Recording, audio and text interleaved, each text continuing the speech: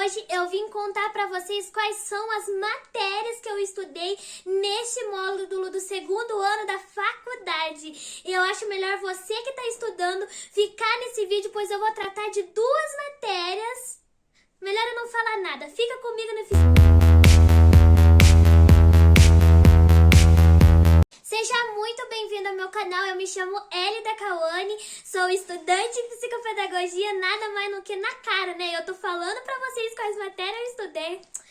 Se você não percebeu, é melhor você começar a prestar mais atenção no que eu tô falando pra vocês, porque essas matérias que eu vou mostrar pra vocês, vocês vão adorar. Sabe quais são as matérias que eu aprendi dessa vez? Foram avaliações e intervenções psicopedagógicas. Aquela matéria que todo estudante tem vontade de começar a entender logo como que funciona a avaliação numa prática, como que você vai lidar com as intervenções ali naquele momento que você tá com uma criança, como é que é feito esse trabalho nas instituições, na clínica, enfim, eu acredito que essas são as matérias mais pedidas de todos vocês, porque até eu, quando comecei, olhei lá na grade curricular da faculdade e eu via que tinha essas matérias, desde o meu primeiro ano, eu já tinha muita vontade de querer logo conhecer essas matérias, e eu tenho certeza que eu vou gerar um pouco de ansiedade em você aí que não aprendeu ainda, então já se inscreva neste canal aí, se você é um estudante, se você já foi inscrito, não perca os meus vídeos, viu? Porque pra vocês vai ajudar muito você no decorrer da sua graduação. Então vamos começar falando pela primeira matéria que eu tive, né? Que são módulos. Então a primeira e tem a segunda. Então a primeira, com toda certeza do mundo, eu conheci as intervenções inovadoras da aprendizagem em diversos contextos. Nossa, é muito grande, né? Mas enfim. O que a gente aprendeu nessa matéria de intervenções, né? E como que é realizado essas intervenções na prática?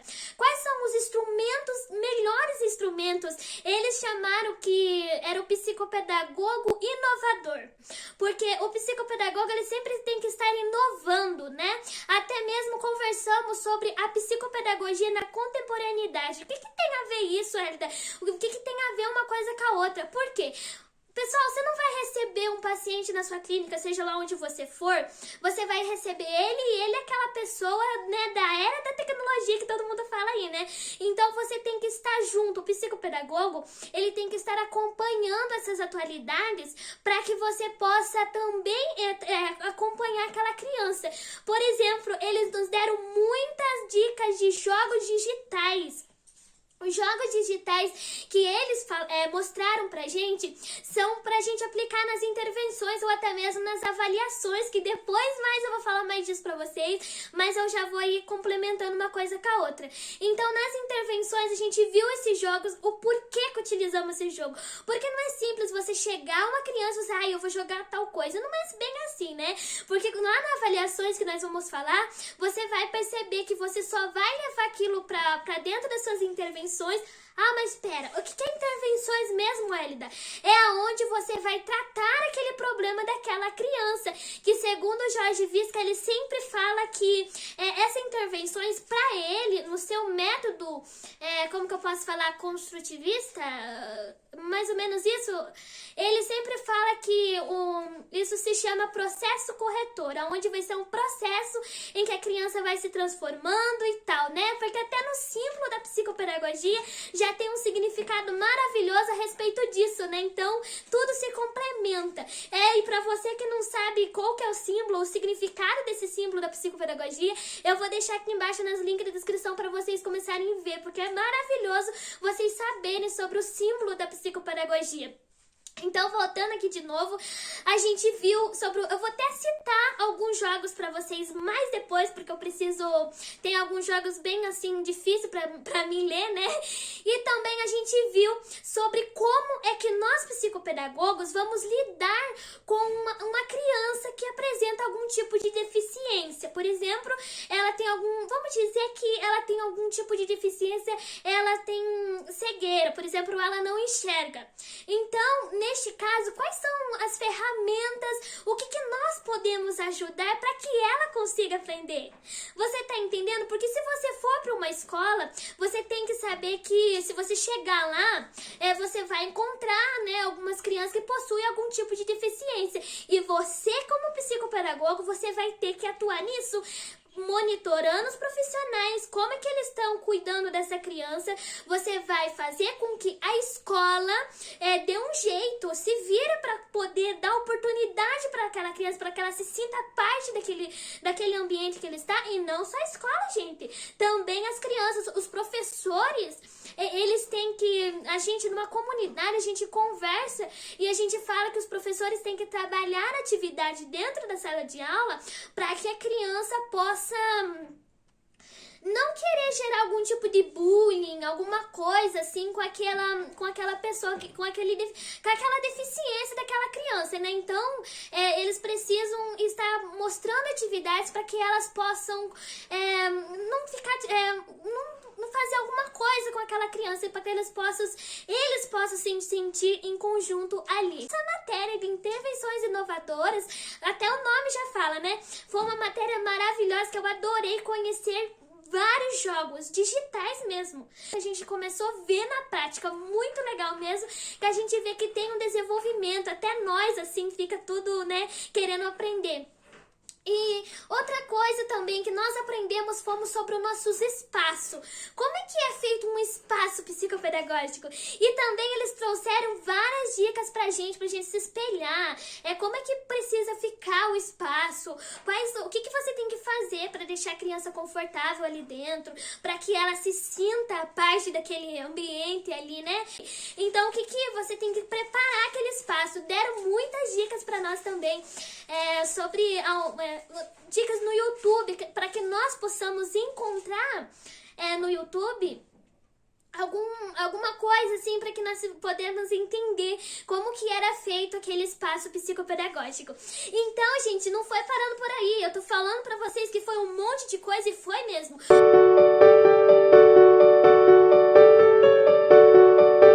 Agora vamos para o lado da prática, né? Vocês devem estar querendo entender, falar para vocês quais são o que num plano de intervenções, mais ou menos aí para vocês terem uma base do que quando vocês entrarem para fazer esse plano de intervenções, já preparou seu espaço, enfim. Mas antes disso, eu vou mostrar o meu livro para vocês, como é que é o meu livro de intervenções aqui. Deixa eu chegar um pouco mais perto. E se não deu para enxergar, eu vou colocar para vocês uma foto de como que é esse livro meu da faculdade de intervenções inovadoras na psicopedagogia em diferentes contextos de aprendizagem. Então, vamos logo, né, falando o que tem um plano de intervenções psicopedagógico. Primeiro, você vai indicar o número de sessões, vai ter lá, sessão, indicar o número de sessão. Embaixo, o nome do seu paciente, né? A idade dele exata, incluindo os meses, ok? Por que você tem que incluir o mês? Segundo, que a gente aprendeu, é que, vamos dizer, uma criança que tem 7 anos e 10 meses é diferente de uma criança que tem 7 anos e que tem 5 meses, entendeu? Então, você vai descrever a queixa, que é claro que essa queixa vai ser apresentada pelos pais desde o início. As informações relevantes, descrever as relevantes com a relação observada pela anamnese, as avaliações diagnósticas, indicar se a criança indica previamente alguma situação que carece de atendimento educação especial. Então vai estar lá descrito para que você possa, quando você for, né, para o plano de intervenção, você possa ter alguns cuidados. O diagnóstico inicial, quais são os diagnósticos dessa criança, e você vai... Você vai pegar de mim, né? E o início de intervenções. Indicar a data que inicia a primeira intervenções e depois a previsão do tempo de atendimento para cada sessão. Aonde você vai apontar o tempo de duração dessas intervenções. Vai lembrar que se trata de uma previsão e que pode ser antecipado, bem como prorrogar o tempo com base no desenvolvimento de cada atendimento. Então, também embaixo vai ter o local de atendimento, aonde você vai atender essa criança. e os objetivos que você, como psicopedagoga, pretende alcançar. São decisões, incluindo a técnica e os materiais, o que é que você vai utilizar, tudo está escrito. E o tempo de duração, se vai dar uma hora, sei lá quantos minutos. E outras informações também que você vai ter que colocar. É assim que vocês vão utilizar para fazer um plano de intervenções. É mais ou menos uma base para vocês entenderem como que é feito este plano de intervenções, como que funciona na prática. Cheguemos nas avaliações. Depois de um belo exemplo de intervenções, de como que aplicar nas intervenções, agora nada melhor do que avaliações para depois, né? Então, as avaliações, como vocês já entenderam, as avaliações vai ser onde eu vou descobrir o que aquela criança apresenta. Vamos deixar para mim falar sobre a anamnese um pouco mais por último, aonde eu também vou falar para vocês como que eu vou, a mesma forma que eu fiz para vocês, dar intervenções, como que é feita uma sessão, né? Eu vou falar para vocês também como que é as perguntas, algumas perguntas, não vou falar tudo porque senão fica muito extenso esse vídeo aqui, né? Então eu vou falar um pouco para vocês sobre as anamneses e até o contrato. Esse contrato, gente, é o contrato aonde foi feito pelo Jorge Visca, aonde essa das avaliações e instrumentos e avaliações psicopedagógicas, a gente foi muito forte pelo Jorge Visca. A faculdade nos trouxe mais o Jorge Visca. Por que o Jorge Visca? Porque o Jorge Visca é o pai da psicopedagogia aqui no Brasil. Ele que foi o criador que trouxe a psicopedagogia pro Brasil com os demais. Como ele é o pai da psicopedagogia, ele deixou um passo a passo de como é feito o atendimento pra ele, né? Eu vou ler pra vocês aqui porque são os nomes bastante complicados e fica um pouco difícil pra mim falar tudo aí. É enquadramento, depois o contrato, depois o diagnóstico, a ginosologia e o processo corretor. Então, o processo corretor, como eu mesmo falei, é a mesma coisa como se fosse uma sessão, mas esses foram os nomes e os termos a qual ele usou. Então, este contrato, como eu falei pra vocês, ele mostrou pra gente como que a gente faz o contrato quando o paciente chega na nossa clínica. Então, assim, eu vou falar pra vocês algumas coisas também a respeito disso e como prometido da anamnese, né? A gente já viu como que, o que a gente pode, o que a gente não pode falar numa anamnese, qual que é a nossa posição, a nossa postura como psicopedagoga e quando a gente estiver recebendo os pais, isso é a postura nossa diante do que está se apresentando ali, porque como vocês sabem, tudo isso já é um ponto para nós começar a entender essa criança, né? Porque, como diz, o pai e a mãe são os modelos para nós. Então, assim, a gente tem que também ficar muito de olho a respeito dos pais que se apresentam pra gente na clínica. Nas avaliações, antes de eu mostrar pra vocês, eu vou falar as avaliações. Existem vários tipos de avaliações que você possa aplicar. Essas avaliações, mas eu vou aplicar tudo. Como é que eu sei qual avaliação que eu vou usar? Qual é a avaliação? Gente, vocês mantenham calma aí, porque vocês vão aprendendo no decorrer da faculdade. Nem eu sei tudo ainda, eu sei o que eu tô falando pra vocês. E as avaliações vai depender muito da criança que se apresenta para vocês. Por exemplo, existe a avaliação do TDE, do teste de desempenho escolar, existem vários outros tipos de avaliações aí, a qual eles nos ensinam como que avalia, o que tem que ser feito, para que criança, qual idade que a gente tem que fazer isso, o que tem que fazer para essa criança, o porquê que não pode fazer isso, enfim, eles vão dando um passo a passo de cada avaliação. Uma avaliação você faz para tal coisa, para tal criança, para tal idade, você faz isso, você não faça isso, porque pode acontecer isso, entendeu? Eles deram pra gente um exemplo de várias avaliações, mas com o intuito para que nós possamos entender que não existe só um tipo de avaliações, é que cada criança é diferente e você sim vai precisar na sua atuação aplicar alguns outros tipos de avaliações aí para você entender o que é que a criança está se apresentando. Também reforçamos de volta, a faculdade reforçou de novo a importância para a inclusão, para inclusão na escola e na onde a gente for atuar, porque, gente, é um assunto bastante complexo de tratar, é um assunto que a gente precisa sim tomar muito cuidado. Por exemplo, porque as pessoas têm que, o ambiente ali, como eu já falei pra vocês, tem que estar, né, tudo certinho ali, pra que essa criança se sinta bem. Então a gente reforçou bastante, eu já nem vou ficar muito falando a respeito disso, porque a anamnese, agora que eu vou ler pra vocês como é que é feito essa anamnese, não, só mais um minutinho. Eu lembrei de outra coisa antes que eu esqueça também, a gente também falou sobre como aplicar os instrumentos que o Jorge Visca, a qual foi o Piaget fez para que nós possamos entender como que está a cognição da criança, a inteligência dela, para que a gente possamos aprender. A gente não só focou nisso, ela mostrou pra gente vários testes do Jorge Visca, do Piaget, a qual foi elaborado pelo Piaget. Na verdade, não foi ele quem criou, né? Ele criou a teoria, mas muitos autores se basearam lá e fizeram esse teste. A qual esse teste se fala conservação, seriação, e vários também. Eles ensinam como aplicar, o que você tem que fazer para aplicar esse teste, o que você precisa, qual é a idade, os materiais que você tem que utilizar para aplicar esse teste do Piaget, a qual, se vocês quiserem pesquisar também sobre qual que são as avaliações aplicadas por ele, né? Também é muito importante que vocês possam aplicar. Eu vou procurar alguns links para vocês, vou deixar na descrição para que vocês possam ver alguns testes aí que eu tô falando para vocês, tá bom? Então chega de blá blá blá, né? Vou mostrar para vocês, vou falar para vocês como é que é feito esse contrato psicopedagógico que eu tanto falo. Esse é o meu livrinho, Instrumentos e Avaliações Psicopedagógicas. Olha só, deixei num bom enquadramento aqui. Então deixa eu ler como é que é feito a prestação do serviço psicopedagogo. Contratada por quem?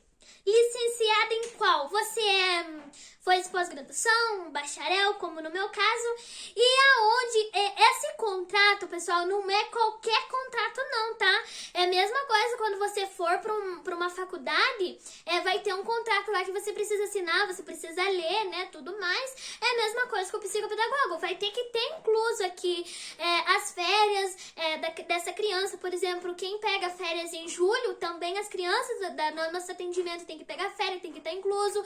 Por exemplo, se acontecer alguma falta, o que vai acontecer com essa falta? Tem que estar tudo nesse contrato já, para que quando os pais acontecer alguma coisa, né, vamos dizer que os pais faltam naquele dia e eles, só porque eles estão pagando, eles querem que reforme de novo, enfim, tem todo esse processo aí tem que estar incluso neste contratinho aqui também.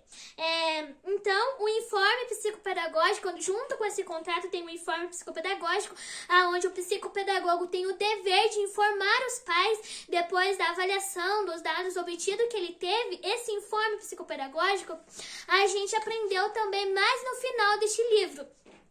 O que é esse informe psicopedagógico, né? Até o nome já fala, informe psicopedagógico, uma informação onde você vai relatar aos pais o que está acontecendo, enfim, você vai mostrar para eles como que isso funciona, né? Então, também sobre o serviço prestado, quantas sessões vai ter ali. Então, vai ser realmente a mesma coisa como se fosse numa faculdade. O contratante vai ter que assinar, vai ter que colocar teu CPF, o fone, o telefone, o RG, aonde que reside, os deveres do contratante também tem que colocar.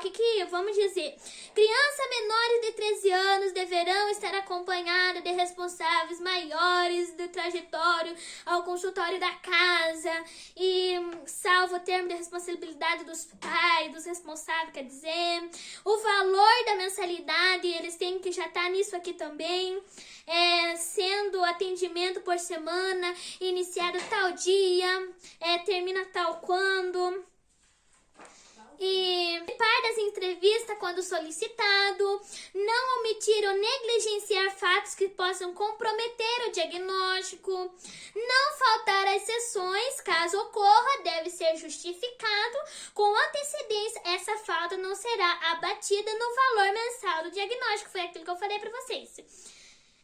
Vamos ver o que mais que é importante eu falar pra vocês aqui também. Olha aqui, ó, a data do pagamento das mensalidades dos atendimentos será até o dia 10 de cada mês, né? Que daí você que vai saber aí. Vamos ver mais outro que seria importante eu falar pra vocês aqui.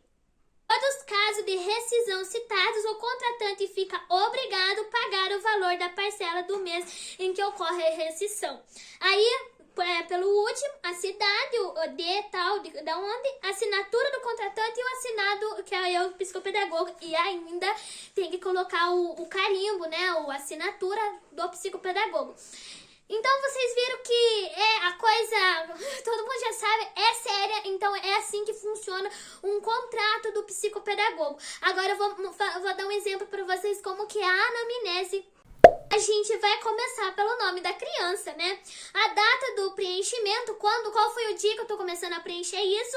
Encaminhada por quem? Foi encaminhada pela escola? Foi encaminhada pelo médico? Foi encaminhada pelo psicólogo? Por quem essa criança foi encaminhada?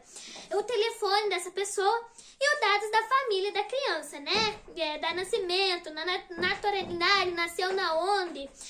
Foi filho natural, foi adotado, com idade de quando? Gente, tudo isso, ao decorrer dessa faculdade, você vai perceber que isso é muito importante saber. O nome do pai, o nome da mãe, se é divorciado, se é viúvo, se é casado, o nome dos membros da família que fazem parte, qual é a idade também é importante, quais são os idiomas falados em casa, fala inglês, fala espanhol, fala o que fala dentro dessa casa. E o histórico das crianças, né? Os anos escolares, então a gente quer saber de tudo. Desde quando a criança põe o pé na escola, a gente quer saber qual foi a idade, a série, que escola, por exemplo. Vai que a criança esteja lá não sei na onde e a criança mudou pra cá, vamos dizer. Então já mudou a coisa aí também. Repetiu algum ano? Quando? Sim. Por que ele repetiu? Queremos saber essa causa, gente. O motivo da necessidade de ter ido ao psicopedagogo? Que tipo de problema? E eu vou resumir tudo aqui. Nome do médico da família. Qual foi o primeiro exame médico que ele fez? Qual foi o último? Dá na mesma, né? Quais são os resultados desse exame? A gente também quer saber, a gente também quer ver. Avaliação. Já fez algum tipo de avaliação auditiva? Já fez algum tipo de avaliação da vista? Quais são os problemas que mais chamam a sua atenção? A atenção do pai e da mãe? A criança foi submetida a algum tipo de abuso, algum tipo de coisa que a mãe acha que alguma coisa? Tem que falar também. Qual o motivo? Foram realizados algum tipo de teste? Em que data foi aplicado esse teste para avaliação psicológica? É possível fornecer uma cópia dos resultados para o nosso arquivo, a qual a gente tem que guardar lá, que está no código de ética, que é mais ou menos a gente tem que guardar os documentos por 5 anos. Melhor vocês sondarem lá esse código de ética também. Enfim, gente, é muita coisa mesmo. Se essa criança é uma pessoa calma, ela rói muitas unhas, ela pisca os olhos, é muito meiguinho, é generoso. Gente, é muita coisa que a gente procura entender sobre essa criança. Então, a partir dessa anamnese, que a gente vai traçar o nosso plano de avaliações para que nós possamos, né, entender como que funciona isso na prática. É isso que a gente aprendeu nessa matéria. Eu já vou parando de falar, teve muito mais coisas que a gente falou. Eu já gostei mais de falar no básico mesmo, ou as coisas mais assim que vocês têm curiosidade em saber, porque se fosse bem falar tudo que a gente falou nos livros, a gente fica muito tempo aqui, vocês perdem muito tempo, cansam, enfim. Então, gente, é isso. Se vocês gostaram desse vídeo, deixa o seu joinha, comenta aqui embaixo, porque uma coisa que andam prestando atenção é que vocês não estão comentando aqui embaixo no meu vídeo, né? Então eu quero saber, vocês estão ansiosos para aprender essas matérias? Querem aprender essas matérias? Me fala qual que é a sua dúvida, o que você tem, o que você quer saber sobre intervenções, avaliações, também seja que você não queira saber, que não tem nada a ver com o vídeo que eu tô falando, comenta aqui embaixo, gente, eu quero saber de vocês, quero que alguém dê um oizinho aí. Então, gente, fica com Deus, um beijo no coração de vocês.